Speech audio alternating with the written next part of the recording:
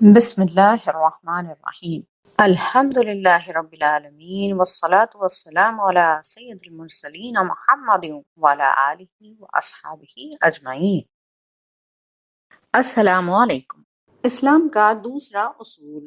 دین اسلام کے 5 بنیادی اصول ہیں جنہیں اسلام کے 5 ستون یا پلرز بھی کہتے ہیں۔ پچھلے ویڈیو میں اس کے پہلے اصول توحید و رسالت کا اقرار کے بارے میں تفصیل دی گئی۔ اس ویڈیو میں اسلام کے دوسرے اصول صلاح یعنی نماز کے بارے میں معلومات دی جائے گی۔ صلاح کو اردو زبان میں نماز کہتے ہیں۔ دین اسلام میں نماز سے مراد ایک مخصوص طریقے سے اللہ کی عبادت اور بندگی کرنا ہے۔ اس طریقے کو اللہ تعالیٰ نے ہمارے رسول صلی اللہ علیہ وسلم کو سکھایا اور پھر ہمارے رسول صلی اللہ علیہ وسلم نے سبھی مسلمانوں کو سکھایا اور سمجھایا۔ صلاح میں چند خاص پوسچرز جیسے کھڑے ہو کر، جھک کر، سجدہ کر کے اور بیٹھ کر اللہ تعالیٰ کی بندگی کی جاتی ہے اور اس کے ادا کرنے کے مخصوص اوقات یعنی ٹائمنگز ہیں اور خاص تسبیحات، قرآنی صورتیں اور دعائیں ہیں۔ ہر مسلمان کو ہر روز 5 دفعہ نماز پڑھنا لازم ہے۔ ان 5 فرض نمازوں کے نام ہیں صلاۃ الفجر، صلاۃ الظہر، صلاۃ العصر، صلاۃ المغرب اور 5ویں صلاۃ العشاء۔ ان نمازوں کے پڑھنے کا حکم اللہ تعالیٰ نے قرآن پاک کی کئی آیتوں میں دیا ہے، جیسے کہ سورہ نمبر 4 کی آیت 103، سورہ 20 کی آیت نمبر 14 وغیرہ۔ ہمارے رسول صلی اللہ علیہ وسلم نے بھی نماز پابندی سے پڑھنے کی بڑی تاکید فرمائی ہے۔ چنانچہ آپ نے نماز قائم کرنے کو دین کا ستون فرمایا ہے اور فرمایا کہ جس نے نماز کو قائم رکھا اس نے دین کو قائم رکھا اور جس نے نماز کو چھوڑ دیا اس نے دین کی بنیاد گرا دی۔ نماز کے بغیر دین ایسا ہے جیسے سر کے بغیر جسم۔ قرآنی آیات و احادیث میں نماز کو قائم رکھنے کا حکم دیا گیا ہے۔ تو نماز قائم رکھنے سے کیا مراد ہے؟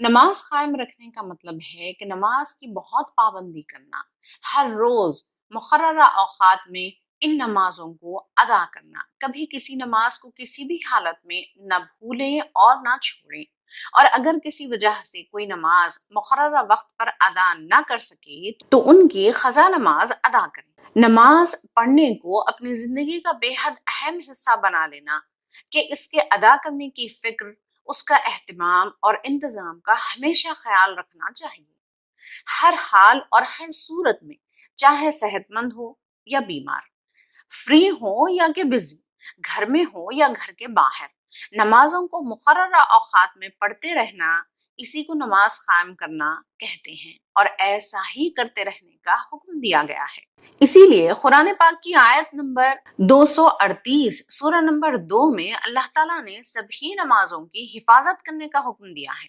خاص طور پر درمیانی نماز جو کہ صلاۃ العصر ہے۔ اس سے معلوم ہوا کہ سبھی نمازوں کو ہر روز ان کے وقت پر بہت خیال اور دھیان کے ساتھ، اہتمام اور اٹینشن کے ساتھ ادا کرنا چاہیے اور انہیں کبھی بھی نہیں چھوڑنا چاہیے، خاص طور پر عصر کی نماز۔ نمازوں کا چھوڑنا بہت بڑا گناہ ہے اور ہمارے لیے بہت بڑے نقصان کی بات ہے۔ یہ اللہ سبحانہ اور اللہ کے رسول حضرت محمد صلی اللہ علیہ وسلم کی نافرمانی ہے، جس کی وجہ سے دنیا اور آخرت دونوں میں بڑے بڑے نقصانات ہوں گے۔ چنانچہ ہمارے رسول صلی اللہ علیہ وسلم نے فرمایا کہ نماز چھوڑنے والوں کا اسلام میں کوئی حصہ نہیں ہوگا، اسی لیے کسی بھی نماز کو ہرگز ترک نہیں کرنا چاہیے۔ چلیے اب بات کرتے ہیں کہ نماز پڑھنے سے کیا فائدے ہیں، نماز کیوں پڑھنی چاہیے۔ دراصل نماز پڑھنا اللہ تعالیٰ کی عبادت کرنے کا، اللہ کے ذکر اور اس کی یاد کا ایک بہترین طریقہ ہے۔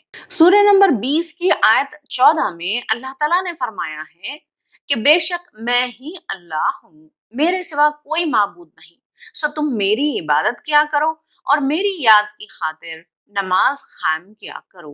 یہ وہ طریقہ ہے جسے اللہ تعالیٰ بہت زیادہ پسند فرماتے ہیں۔ آدم علیہ السلام سے لے کر جتنے بھی انبیاء آئے سبھی پر نمازیں پڑھنا فرض تھا۔